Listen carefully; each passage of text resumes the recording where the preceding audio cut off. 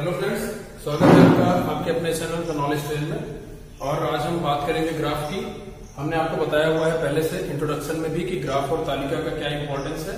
यही है जो स्कोरिंग सब्जेक्ट्स मान लीजिए या फिर स्कोरिंग टॉपिक मान लीजिए कि जो आपको एक अच्छा स्कोर दिलवा सकते हैं। तो हम सीधे सीधे टॉपिक पे आते हैं इधर उधर जाने की बजाय। तो इसमें जैसे ये है कि लेवल इसका इजी है, हम easy to moderate to hard ऐसे जाएंगे। डायरेक्ट हार्ड कर देंगे तो कुछ बच्चे ऐसे होंगे जिनको समझ में नहीं आएगा और कुछ लोग को लगेगा कि ये तो बड़ा आसान है, ऐसा नहीं करवाना चाहिए। लेकिन सारे लोगों के लिए ठीक है। अब इसके बाद मॉडरेट होगा, फिर हार्ड होगा, सारे एक एक करके आएंगे। आप लोग पढ़ते रहिए क्योंकि पेपर में लेवल क्या आने वाला है किसी को कुछ नहीं पता है, तो समझना बहुत जरूरी है। ठीक है, तो हम इसको करते हैं। तो ये है हमारा 1993 में एक क्वेश्चन दिया हुआ है कि 1993 में परिवार की एक पारिवारिक आय है जो प्रतिशत के फॉर्म में व्यय की गई है। और वो यहाँ पे दिया हुआ है कि भोजन पे पहले हम सबसे पहला काम ग्राफ करते समय ये देखना है कि हमको बहुत नॉर्मल रहना है, बहुत ज्यादा एक्साइटेड नहीं होना है और इसको आराम से पहले समझना है, उसके बाद में इसके क्वेश्चन करने हैं। ठीक है, सबसे पहले हम ये देखेंगे कि 1993 में प्रतिशत में जो व्यय किया गया वो किस पे कितना है। तो भोजन पर 20%, बचत पर 12.5%, कपड़ा पर 15%, मकान पर 10%, शिक्षा पर 5%, परिवहन पर 20% और जो अदर खर्च था उस पर अन्य खर्च जो थे उस पर 17.5%। इसका कंपेरिजन अब इधर से करना है क्योंकि ये टेबल जो दी हुई है परसेंटेज की इधर दी हुई है, यहाँ लिखा हुआ है व्यय प्रतिशत में। ठीक है, अब पहले प्रश्न पे हम नजर डालें तो कहता है कि भोजन पर व्यय की गई आय का प्रतिशत कितना है। तो यहां से हम क्वेश्चन पढ़ेंगे और यहाँ पे हम चेक करेंगे तालिका में। अब भोजन पर व्यय की गई आय का प्रतिशत, भोजन ये लिखा हुआ है और भोजन पर व्यय की गई आय का प्रतिशत 20%। बिल्कुल इजी है, हम इसको टिक कर देंगे 20%। ठीक है, पहला क्वेश्चन बहुत आसान। दूसरा है कपड़ों पर व्यय की गई आय का प्रतिशत बचत पर आय के प्रतिशत से कितना अधिक है। कपड़ों पर व्यय की गई आय का प्रतिशत मतलब 15%, बचत पर व्यय की गई आय के प्रतिशत से कितना अधिक है। बचत पर कितना व्यय किया गया है 12.5%, तो इससे कितना अधिक है घटा देंगे 2.5%। तो यहाँ पे हमारा ये इसका सही आंसर हो जाएगा।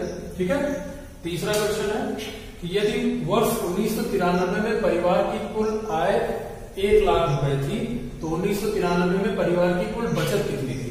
अब हम देख सकते हैं कि बचत हमारी कितनी है 12.5% 1993 में और आय हमारी 1 लाख प्रतिशत है। तो हम क्या करेंगे 1 लाख का हम क्या करेंगे 12.5% निकालेंगे। ठीक है, तो हम एक चीज ये भी जानिए कि जहां पे ये पॉइंट होता है इस पॉइंट को हम हटा के जितना उसके आगे अंक लिखे होते हैं उतना 0 बढ़ा सकते हैं। तो पॉइंट हमारा हट गया और ये हो गया 125। अब हम क्या करेंगे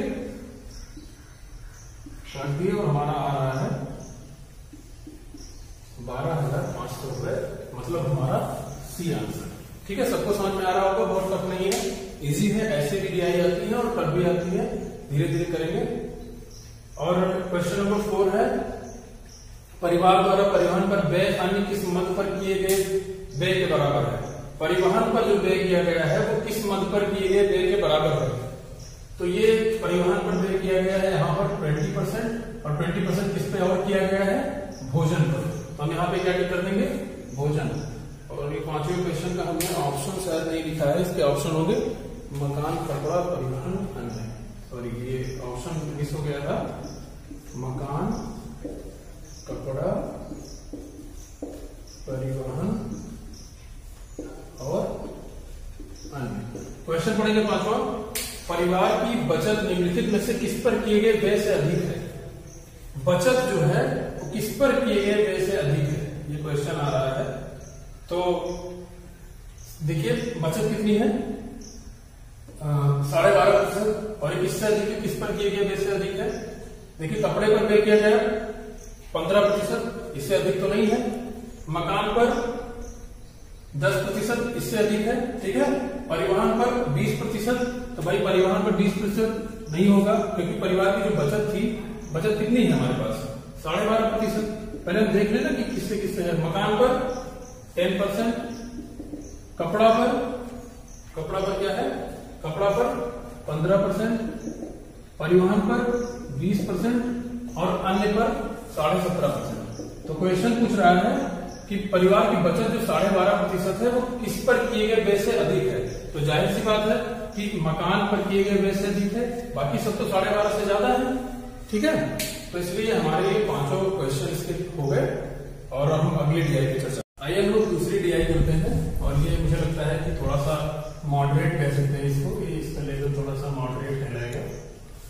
और इसमें 1994 से 1997 के लिए सकल लाभ और शुद्ध लाभ का अनुपात दिया हुआ है। सकल लाभ वो होता है कि जो ओवरऑल प्रॉफिट हुआ है, जबकि शुद्ध लाभ वो है कि सकल लाभ में से सारे एक्सपेंडिचर और सारे खर्च निकालने के बाद में जो प्रॉफिट बचता है वो शुद्ध लाभ होता है।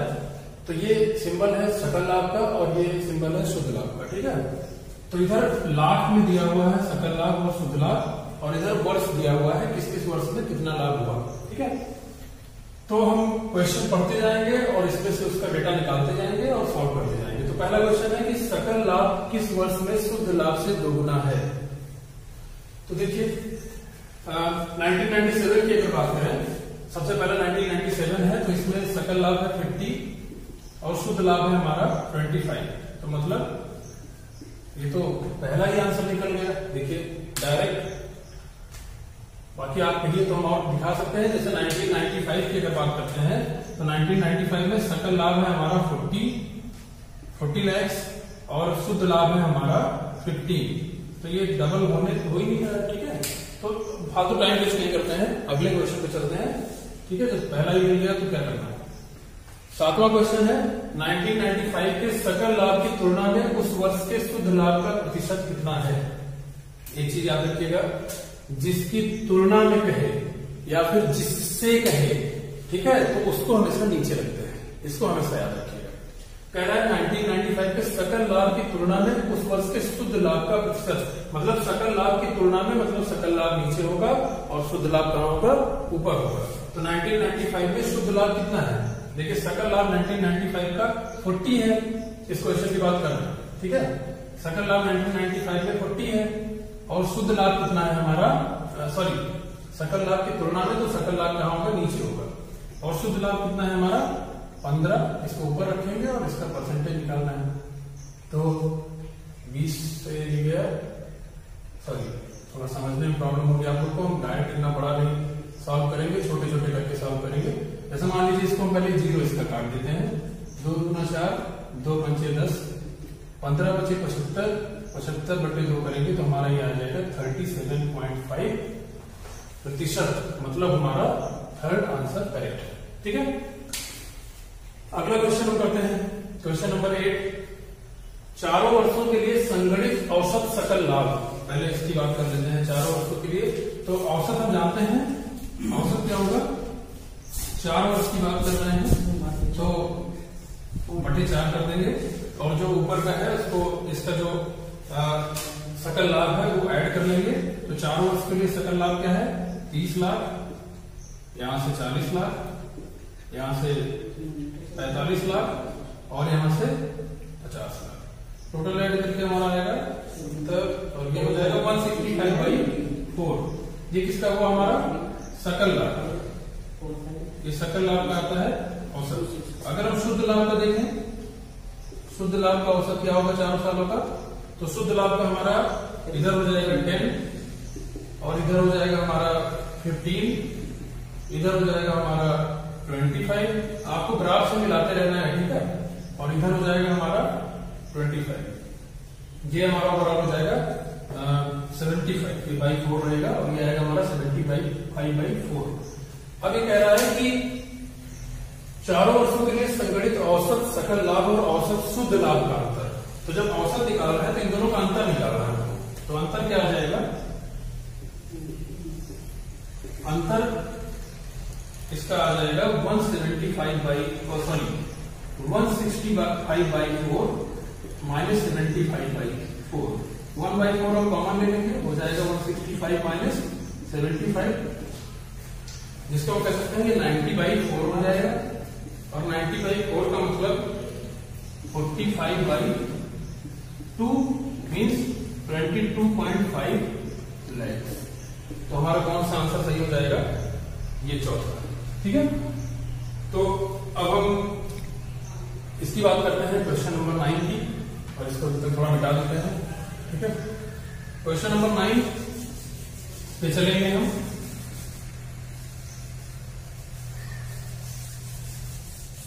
क्वेश्चन नंबर 9 जो है डिस्कस करेंगे कि सकल लाभ का शुद्ध लाभ के साथ अनुपात सबसे अधिक किस वर्ष में था। ठीक है, तो पहला 1994 है, इसमें देखते हैं अनुपात क्या है सकल लाभ और शुद्ध लाभ का। सकल लाभ हमारा 30 है और शुद्ध लाभ हमारा 10 है। 1995 में क्या है, सकल लाभ हमारा 40 है और शुद्ध लाभ हमारा 15 है।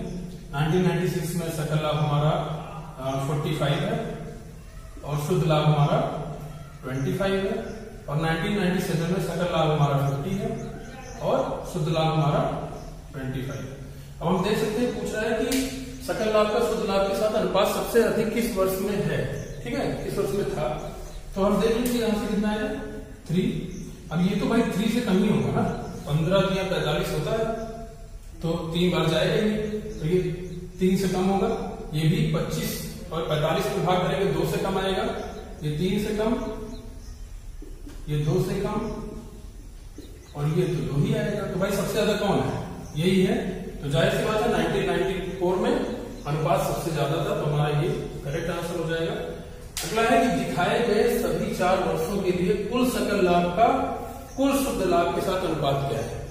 तो हम जानते हैं, अभी हमने जोड़ा था कि कुल सकल लाभ कितना आया था, ऊपर जो लिखा था कुल सकल लाभ कितना आएगा भाई 30 प्लस 40 प्लस 55 प्लस, चलिए लिख ही लेते हैं, कुल सकल लाभ बटे कुल शुद्ध लाभ। क्वेश्चन नंबर 10 हम सॉल्व कर रहे हैं।